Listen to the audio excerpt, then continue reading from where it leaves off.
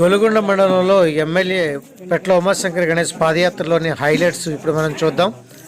ఇటీవల కరోనా వ్యాధితో మృతి చెందిన కుటుంబాన్ని ఆయన ప్రత్యేకంగా వెళ్ళి సందర్శించారు. కుటుంబానికి ఆదరణ కలిగే మాటలను చెప్పి వారిని ఓదార్చారు.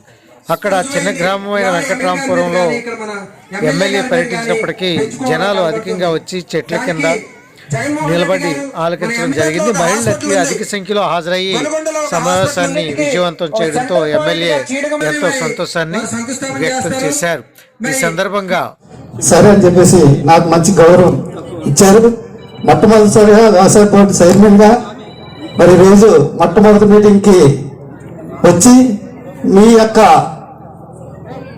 గౌరవాన్ని పొందినందుకు నాకు చాలా సంతోషంగా ఉంది. ఎందుకంటే కష్టపడేవారు. వెంకట్రామపురంలో ఎమ్మెల్యేకి ఉన్న ఒక వీరాభిమాని భారీగా అతనికి స్వాగతం చెప్తున్న దృశ్యాన్ని ఇప్పుడు మనం చూద్దాం.